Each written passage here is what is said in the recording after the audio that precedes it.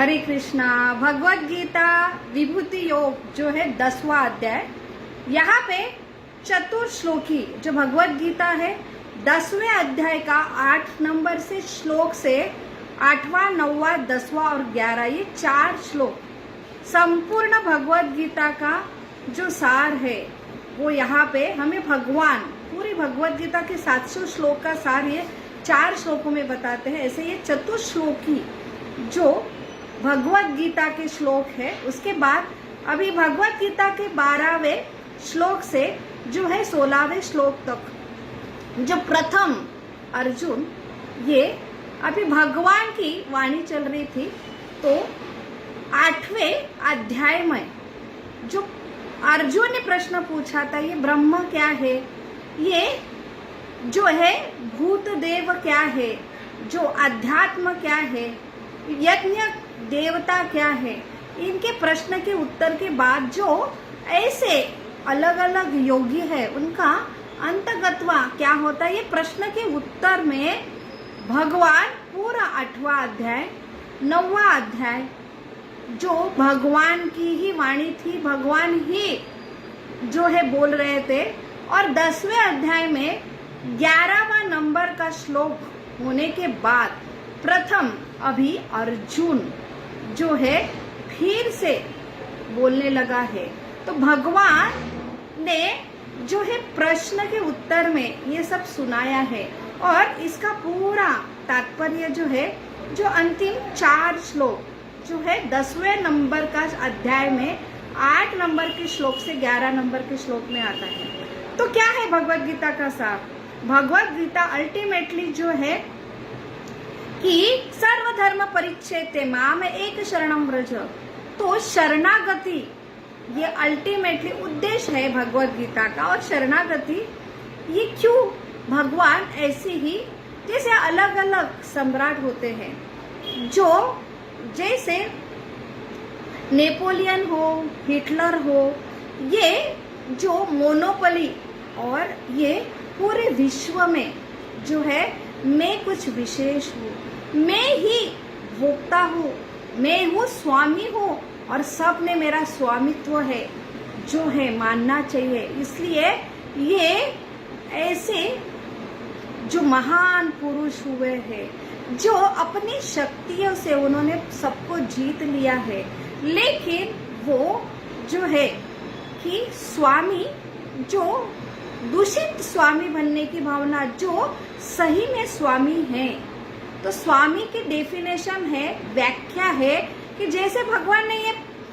चतुश्लोकी जो 4 श्लोक में बताया, अहम सर्वस्व प्रभो मत सर्व प्रवर्तते, मेरे से जो स्वामी है सबका स्रोत होना चाहिए,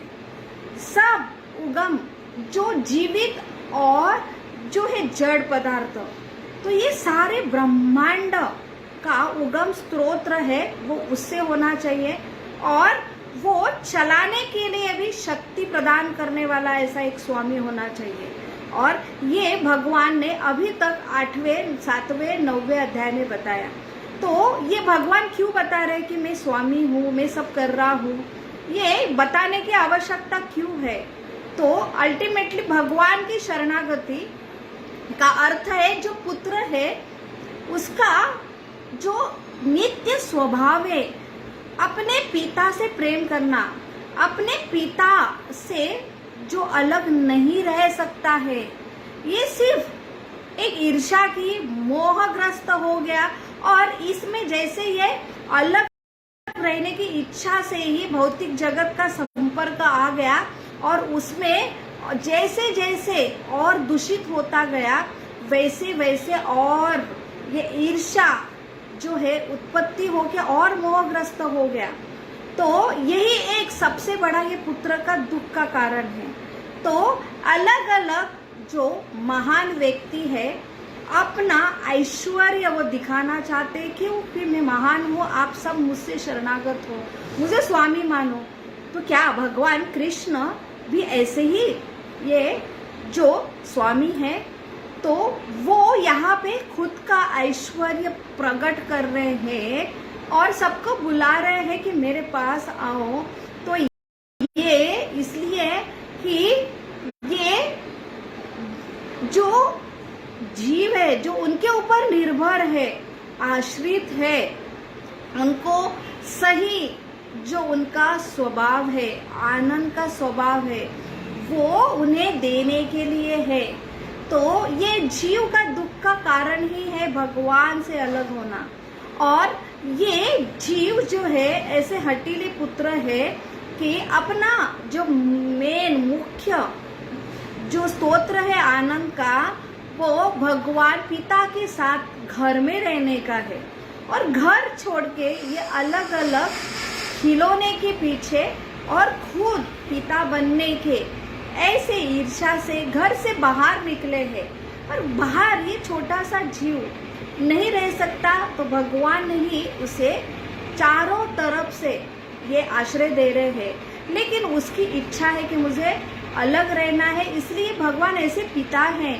कोई जबरदस्ती नहीं करते। पुत्र कितना भी हट्टी है, उसके लिए वो सारा कुछ उपलब्ध करके देते, लेकिन उसमें नुकसान यह होता है कि अभी पुत्र जो है सब जो है शरणागत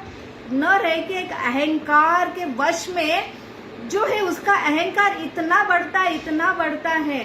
कि वो नहीं, सब इतना अनुभव से गोते खा रहा है, फिर भी अहंकार के वजह से भगवान की वाणी, भगवान जो पिता है बोल रहा है, पुत्र आप ना मेरे पुत्र हो, मैं तुम्हारा पिता हूँ, या आप बाहर घर से आए हैं इसलिए मेरे से स्वतंत्र हो रहे हैं और आप नहीं रह सकते, आप घर पे वापस चलो पुत्र। लेकिन फिर भी ये पुत्र जो है अहंकार के वजह से, जैसे भगवत गीता ये सबके लिए खुला है। भगवत गीता भगवान खुद बोल रहे, जो पिता है वो बोल रहे हैं कि सब मुझसे ही आते हैं, सारे जीव देव देवता जो हम अट्रैक्ट होते हैं ऐसे उनके अलग अलग ऐश्वर्य से, जो हमसे बहुत ऊंचा स्तर है उनका। तो सारे देवता से, ब्रह्मा जी से, सारे देव देवता, ऋषि गुणी, जो मनु है जिससे मनुष्य की उत्पत्ति होते हैं, ये सारा जितना ऐश्वर्य है वो मुझसे आता है और मुझसे ही आता है। और सब जो है जो अपने जो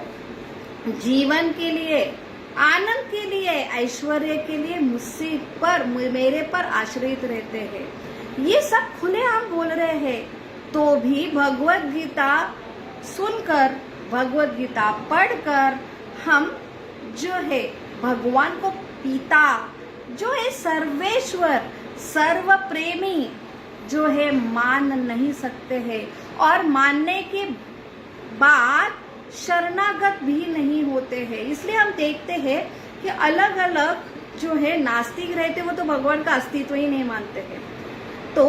ये एक लोग है आस्तिक है, वो लेकिन भगवान को अलग अलग, जैसे भगवान अगर एक है, पिता तो एक ही होगा, भगवान अगर एक है तो इतना अलग अलग जो है सबको इतने ईश्वर क्यों है? कोई निराकार रूप में सिर्फ सृष्टि को ईश्वर मानता है, कोई निराकार ब्रह्म को ईश्वर मानता है, कोई जो है अलग अलग देव देवता को ईश्वर मानता है, कोई साधारण जो पुरुष है उसके पास थोड़ा सा कुछ है, ऐसे योगी, कोई तपस्वी जो लोग हैं उनको गुरु के रूप में मानते हैं, और गुरु जो है हमारा ईश्वर है। बस सब जान पाते हैं कि भगवान ने, कृष्ण ने भगवत गीता में बोला कि मैं भगवान परमेश्वर हूँ, तो भी ये मान नहीं सकते ये लोग। और फिर मानकर जो शरणागत है, इसका अर्थ है कि फिर से वापस आना, वो जैसे बोल रहे हैं वैसे करना। और ये सुन कर हम फिर से जो हमारा प्रेम है, तो ये प्रेम जो है भगवान के प्रति जो है अंदर सब में है, इसलिए सब जीव जैसे जैसे भगवान के पास आते हैं, ये वाणी सुन के, भगवान के बारे में सुन के उनके हृदय में जो प्रेम उत्पन्न होता है वो सबको नेचुरल थिंग है। इसलिए हर जीव में पिता का प्रेम उपलब्ध है, और ये इसलिए जैसे हम नजदीक जाते हैं वैसे ये प्रेम है, अंदर है, इसलिए वो फिर से क्या होता है, उभर आता है। ये सबका अनुभव है, लेकिन बस पिता के पास जाना चाहिए। पिता जो है, हम सुन के सब समझ के भी नहीं जा सकते। तो यही भगवत गीता के 4 श्लोक में जो भगवान बोल रहे हैं कि जो ईर्ष्या रहित है, जितना भगवान खुद के बारे में बोलेंगे उतना ईर्ष्या पुत्र की निकलेगी और अहंकार निकलेगा, तभी ये जो है भगवान के पास जो आएंगे और तब जाके उनका जो प्रेम है, जो अन्य अभिलाषिता अनकंडीशनल प्रेम है, तब जो भगवान के बारे में ही वो अपने पिता के बारे में सारे पुत्र आते हैं और गुणगान करते, क्योंकि अभी ये जीवन का स्तोत्र है भगवान का नाम, जीवन का स्तोत्र है भगवान की स्तुति, भगवान की गुणगान। तो ये जैसे बीज है, वही सबसे जो है भगवान की भक्ति, और भगवान की भक्ति का बीज जो है जो भगवान की वाणी से आता है, और ये बीज जो है वो है कि भक्ति का बीज जो है, जितना उसको पानी जो है भगवान का जो बारे में सुनना, भगवान का गुणगान करना है, तो उतना ही ये बीज के ऊपर पानी आता है, उतने ही ये लता तैयार होती है, उसका वृक्ष तैयार होता है, और फिर से ये कनेक्शन जो मूल कनेक्शन है, अपना प्रेम का कनेक्शन है, पुनः स्थापित होके ये जीव जो अपने घर पे, अपने पिता के घर जो लौटे, वहां पे उन्हें स्वतंत्र का रहने का इतनी तकलीफ होती है, तो वो सबसे मुक्ति होती है। और जहाँ पे भगवान खुद बोल रहे हैं कि मैं खुद उनका सारा वहन करता हूँ, तो हमें आज अपने अपने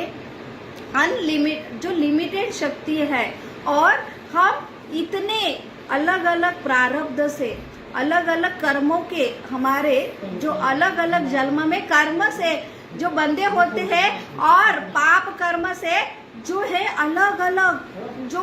हम हर बंधन में जो अंदर, जितने अंदर जाते हैं उतना ही जो है दुख की श्रृंखला का खुद न्योता देते हैं, और दुख की श्रृंखला का जो अंत नहीं होता है। तो ये क्यों होता है? क्योंकि हम अपना वहन खुद कर रहे हैं, क्योंकि हम कैपेबल नहीं है। छोटा जो पुत्र है, जो सिर्फ अंश है, उसकी कैपेसिटी नहीं है, लेकिन सिर्फ जिद्द है, अहंकार है, और वो वहन नहीं कर सकता है। वहन तो छोड़ो, बल्कि वहन करते करते इतना जो खुद कॉम्प्लिकेटेड अपना लाइफ बना रहा है, इतना सब होने के बाद ये चक्र उसको खुद मिटाना, जो एक जो है हमने इतना कर्ज लिया है, इतना कर्ज हो रहा है, उसके ऊपर इतना ब्याज हो रहा है कर्म की रिएक्शन से, तो अपने बलबूते पर ये कर्ज हम नहीं मिटा सकते। उसके लिए एक ही है कि स्वयं का अभिमान, जो मिथ्या गलत अभिमान छोड़ के पिता के, ऐसे हमारे सबसे जो है अमीर पिता है, ऐसे अमीर पिता के पास जो है प्रेम की शरणागति से फिर से वापस जाते हैं, तो ये सारे कर्ज से मुक्ति होती है। तो वही है सही शरणागति, जो भगवान ने अर्जुन को सुनाया, और अर्जुन यहाँ पे शरणागत हो रहे। अभी 13वें श्लोक में वो अभी अपनी शरणागति दिखा रहे कि हे भगवान, आप ही, मैं ईश्वर हूँ, हम सब ईश्वर बनने का प्रयास करते हैं अलग रह के, लेकिन आप परमेश्वर हो, मैं ब्रह्म हूँ, आप पर ब्रह्म है, मैं सत्य हूँ, मैंने इतनी सारी क्वालिटी जो अर्जित किया, लेकिन आप परम सत्य है, और ये सारे जीव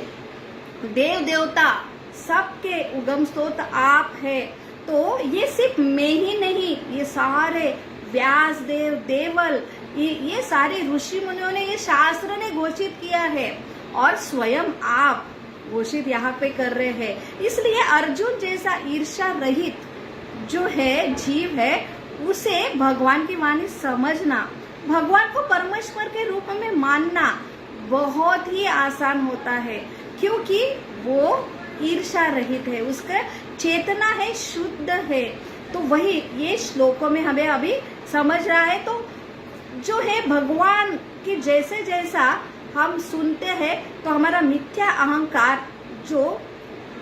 मिटता है, और वैसे वैसे भगवान की वाणी समझ में आती, वैसा वैसा हम भगवान को अपने पिता के रूप में मानते हैं, शरणागति और बढ़ती है, और हम उनका आश्रय लेते हैं, और अल्टीमेटली है कि यही हमारा परम आश्रय है, यही मेरा प्रेम है, यही मेरा अंतगता जो है गति है। और यहाँ तक पहुँचना, यही भगवत गीता का सार है। तो यहाँ पे अर्जुन की अभी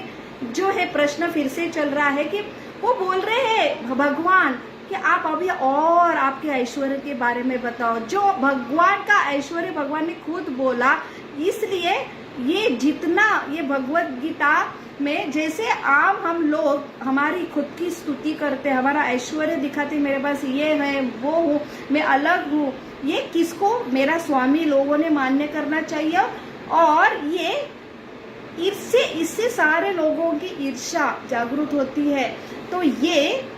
हम में और भगवान में अंतर है। जैसे भगवान बोलते हैं कि मैं ये हूँ वो हूँ, तो ये सिर्फ जो है जीवों को आनंद देने के लिए, फिर से उनकी दुखों की परमानेंट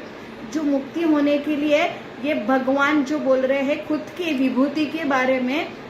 और इसका परिणाम होता है कि हमारी ईर्ष्या जो है वो नष्ट होते रहे, हमारा मोह जो हम भ्रमित हुए हैं, एनेस्थेसिया हुआ है, इसलिए हम जो है कि हम नहीं मान रहे भगवान का अस्तित्व, और भगवान का अस्तित्व सब जगह है। तो यहाँ पे जो ईश्वर परम कृष्ण है और जो है नमस्ते पुरुषम त्वाद्यम ईश्वरम परम कृष्ण, जो अंतर बहिर अंदर से भी है बाहर से भी है, इसका जो शास्त्र की वाणी भगवान की वाणी है उसका हमें रियलाइज होना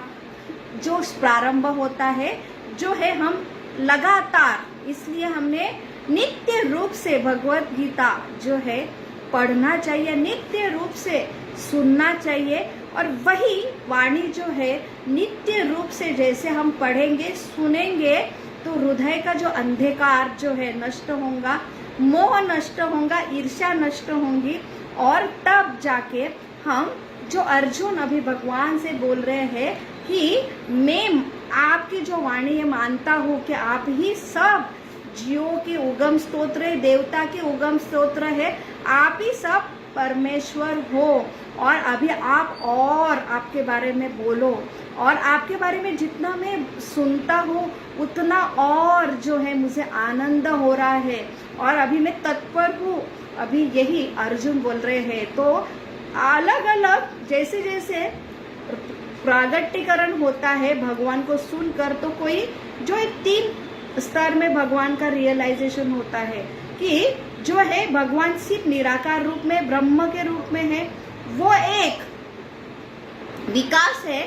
जैसे जैसे हम भगवान को समझते और प्रगट होते तो भगवान परमात्मा रूप में स्थित है, चतुर्भुज रूप में, इस स्तर पे आते हैं। और सबसे बड़ा है कि रियलाइजेशन भगवान का कि भगवान ब्रह्मांड में व्यापक रूप में भी है,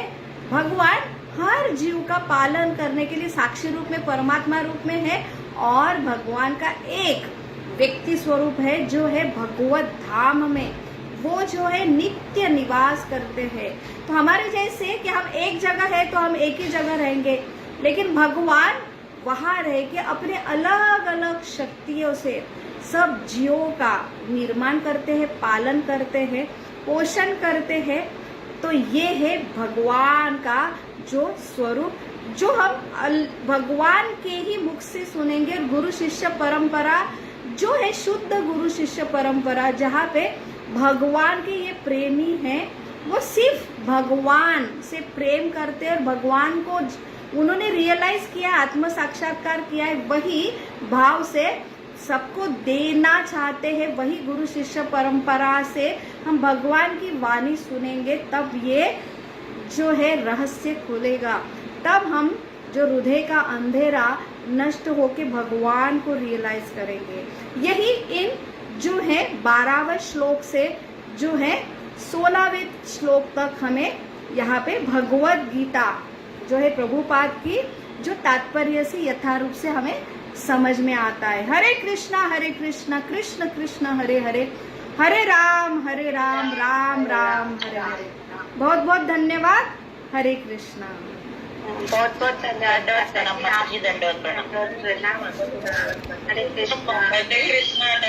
दंडवत प्रणाम। हरे कृष्णा।